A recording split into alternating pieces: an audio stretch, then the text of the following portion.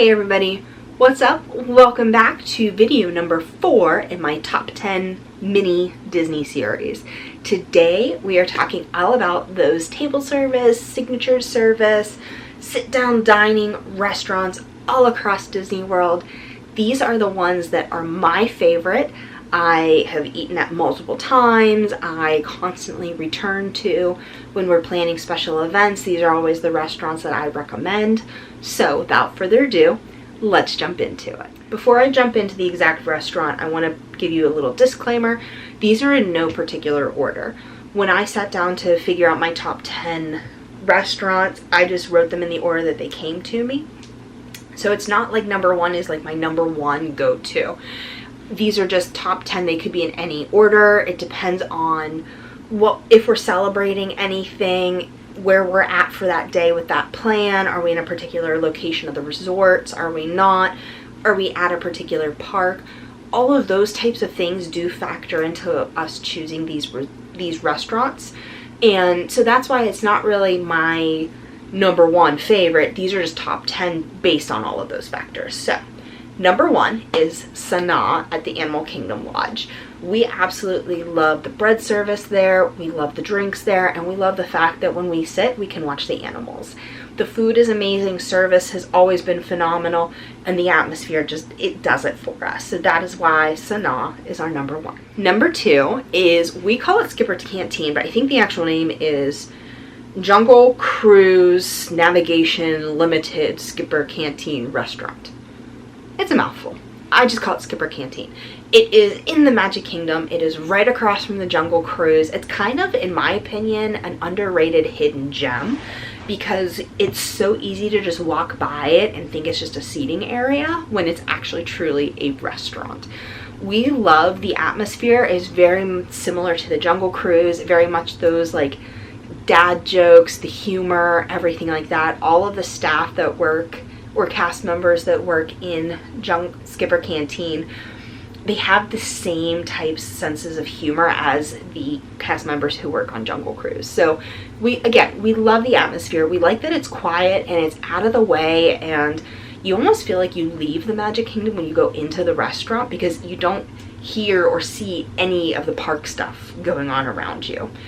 The other thing too is the menu is phenomenal.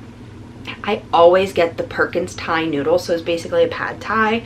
I get chicken added, and every now and again when we go, they have a secret menu. So when I was there last April with my friend Liz for Girls' Day, they had the Brazilian cheese bread as an appetizer. It wasn't on the menu. You had to ask about it, and we love that they have different things like that as well. That just adds to the experience. Number 3 on my list is California Grill. California Grill, I feel like, could get a little controversial because number 1, it's very much a signature restaurant. Number 2, it can be very overpriced. And number 3, sometimes I've seen people who absolutely just don't like the food whatsoever there. Totally fair. For us, we have found that we love it. Greg loves getting the filet there. I love getting whatever fresh catch of the day they have. We always get their sushi appetizer. And for us though, we make sure that we go to Cali Grill when we're celebrating something. We've gone there for birthday celebrations, honeymoon, engagement, wedding kind of celebrations. Like when we were there on our honeymoon, when we were there on our wedding planning trip, we went there. We've gone there for Greg's birthday. We've gone there for my birthday. So for us, it's really about getting dressed up and having that celebration. The food we do enjoy, but the atmosphere is amazing, and quite frankly, you can't beat going out onto the balcony to watch the fireworks. You can't beat that. So Cali Grill, California Grill, on our top 10. The next one on our top 10 list is at Disney Springs, and that is the Edison. It is a newer restaurant. When Disney Springs did their overhaul with everything, it is very industrial, steampunk themed and vibed. We love the atmosphere. They have some really good cocktails, but the thing that keeps me coming back is they have a grilled cheese and tomato soup that is to die for. I don't care how hot it is. I don't care how crazy of a day it has been. Anytime we go to the Edison, I am always getting their grilled cheese and tomato soup. It is that good. They also have a candied bacon appetizer.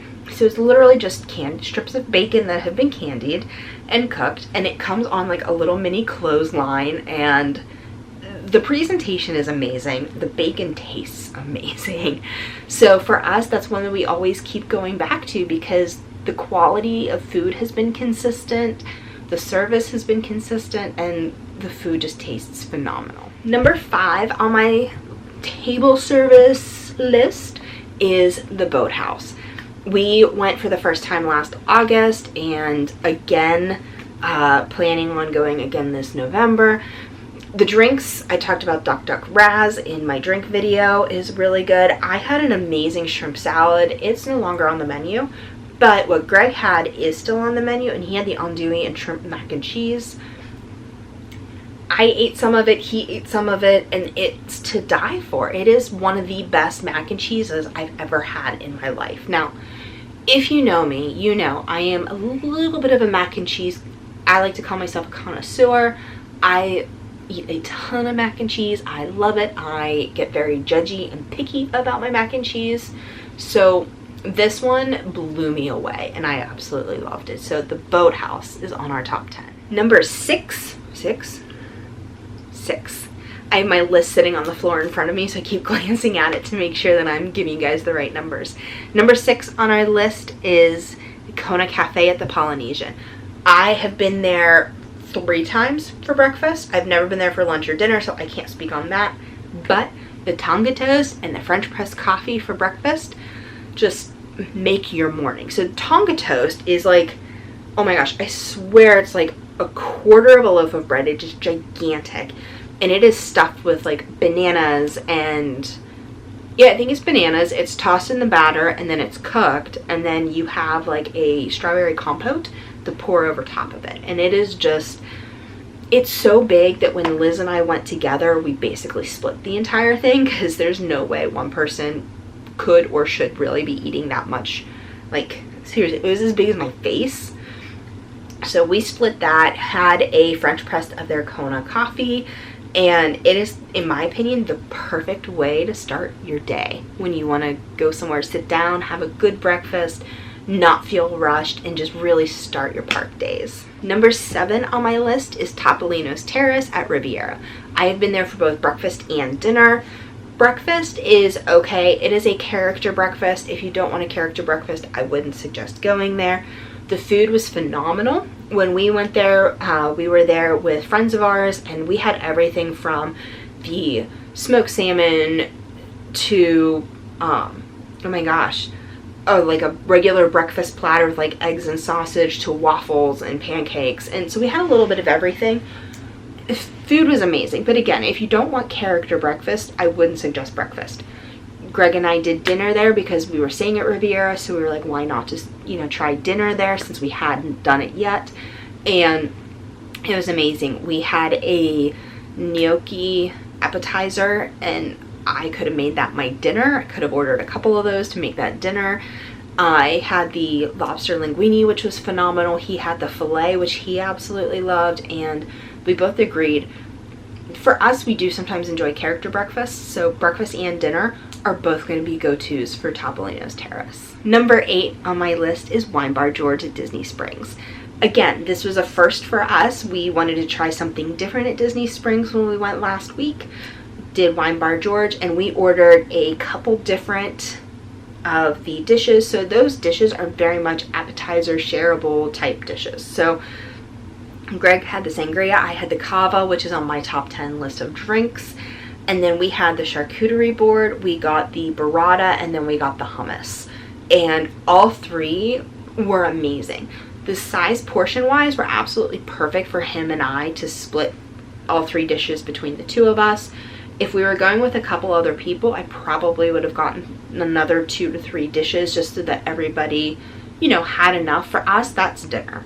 Greg and I absolutely love doing those like picky munchy dinners where we have like appetizers and shareables and different plates like that. So for us, Wine Bar George was amazing, and it is going to become a go-to for us. We both agreed. Going back, probably every single time we go to Disney Springs, we'll want to do Wine Bar George. Number 9 is the San Angel Inn in the Mexico Pavilion in Epcot. Every time I say that, I'm like, in, like, okay, keep it straight, Jelaine. We like it because number one, the atmosphere and the ambiance is fantastic. You get to see the Three Caballeros boat ride go by, and it's a little bit dim, dark. Like, it could be a very romantic dinner spot, date spot if you wanted it to be. We've done it that way before and love it. The margarita is actually from Cava del Tequila, so I got a smoky margarita last time we were there and actually came from the Cava del Tequila, which I loved because I didn't want to wait in that line, but I still wanted a margarita, and it worked out perfectly. We have had everything from the fresh fish to the Baja tacos to different dishes on the menu. They do rotate sometimes seasonally, which is totally fine with us, but you know, living in Texas, we've come to learn what really, really good Tex-Mex food tastes like, and San Angel Inn is a pretty good comparison, I will say. Comparison? I think that's the right way I want to say it. I don't know. But San Angel Inn is really, really good. And then, finally, number 10 on my top 10 well, I guess I could say R because I got Greg in on this too. Top 10 table / signature dining restaurants at Disney World is Coral Reef in Epcot. The one whole wall is up to the aquarium from the seas, which is fantastic. If you want to have, again, a date night atmosphere, Coral Reef is the place to go. Now, Coral Reef is really the place to go if you want to get fish. I have never had a bad dish there. I've had the mahi, I've had whatever fresh fish that they choose, like their fresh catch of the day. I've had all of that. There's been fish tacos, sandwiches, steak, like fish steaks, like mahi steaks. Greg has had regular steak and stuff there, and we both have absolutely loved it. Now, one thing I will say is Coral Reef would not necessarily be my like number one go-to for the food. There's other places that I would go out of my way for the food, but it's the food combined with the atmosphere. Like, if you really just want that, like if it's the two of you and you want to have like a date night, Coral Reef is going to be an amazing place to go. Those are my top 10 table service / signature dining / sit down, however you want to phrase it, restaurants for Walt Disney World. This also concludes my mini series of my top 10 drinks, snacks, quick service, and table service places to eat, drink, have fun, eat, drink, and be merry at Disney World. Thank you so much for watching all of these. Let me know your thoughts below. What is maybe a restaurant you love? What is a restaurant you've always wanted to try? Or what is a favorite dish at a restaurant that you absolutely get every time you go?